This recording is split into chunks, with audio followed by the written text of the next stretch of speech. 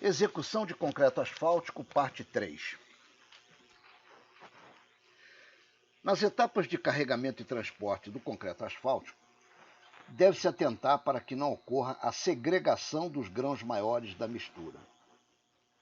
Esse fenômeno ocorre toda vez que se empilha agregado de diversos tamanhos, que é provocado por efeito gravitacional. Os grãos maiores tendem a rolar sobre os grãos menores e se posicionar na base da pilha.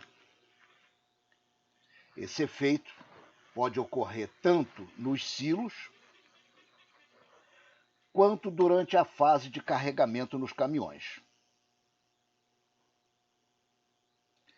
Na fase de carregamento dos caminhões, para evitar que ocorra segregação, a mistura asfáltica deve ser carregada em várias pilhas, ao invés de uma pilha única, que poderia provocar este fenômeno.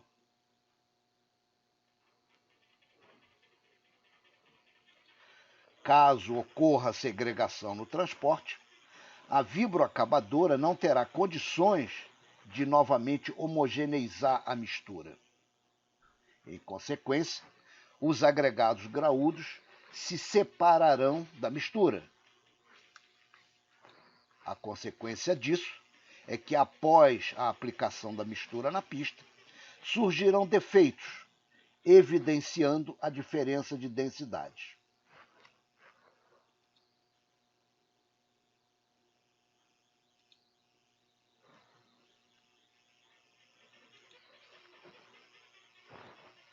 Correções manuais de pequenos defeitos pode ser possível, peneirando-se uma quantidade de concreto asfáltico, aplicando-se apenas a fração mais fina, corrigindo-se pequenos defeitos de segregação.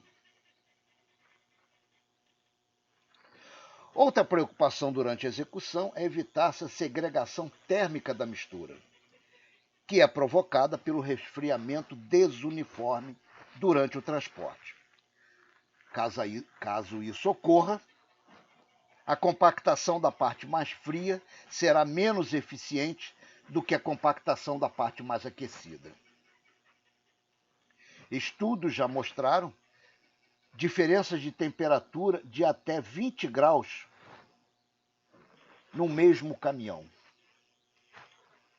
Para isso, a massa deverá ser obrigatoriamente coberta com lona durante o transporte entre a usina e a pista.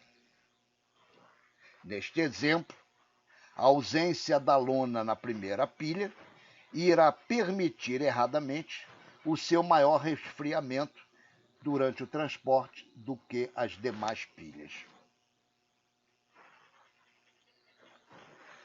A temperatura de aplicação da mistura na pista é de fundamental importância para permitir a sua compactação adequada. Para isso, a localização da usina deve ser tal que o tempo de transporte da mistura da usina até a pista não provoque o seu resfriamento exagerado. O ideal é que a temperatura de aplicação da mistura na pista seja feita a uma temperatura do ligante correspondente à viscosidade Seibert-Furol entre 125 e 155 segundos. O controle da temperatura da mistura no momento da aplicação indicará se está ocorrendo perda exagerada de calor durante o transporte. O lançamento da mistura na pista é feito por vibroacabadoras, que podem ser sobre rodas ou sobre esteiras. Sua operação exige o emprego de mão de obra auxiliar para acabamento da borda externa, para recolhimento do excesso de massa e a correção de pequenos defeitos. São os rasteleiros, nome dado pela ferramenta de trabalho utilizada, que é o rastelo. As vibroacabadoras modernas são dotadas de nível eletrônico que permite um controle mais rigoroso da espessura da camada aplicada. A compactação da camada deve começar imediatamente após o seu espalhamento. Esse serviço é feito por dois tipos de equipamento: os rolos metálicos lisos, que podem ser vibratórios ou estáticos, e o rolo de pneus com pressão variável. A sequência de emprego desses equipamentos varia com as características da mistura e deve ser verificada experimentalmente em cada obra. A sequência mais comum é utilizar-se um rolo vibratório logo após a aplicação da mistura. A massa, nessa fase, estará muito quente.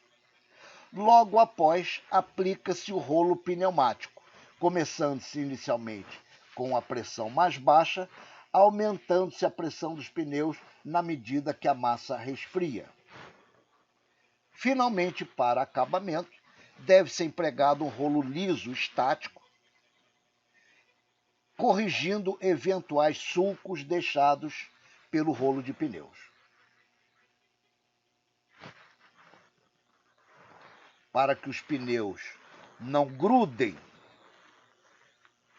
no pavimento, estes devem ser constantemente umedecidos com óleo vegetal. A compactação deve começar sempre da borda para o meio da pista. Assim, a compactação deve começar pela faixa mais externa da pista, faixa 1, progredindo lentamente para o eixo da pista, faixa 2 e faixa 3. Em seguida, a compactação deve começar na outra borda, pela faixa 4, faixa 5 e, finalmente, a faixa 6.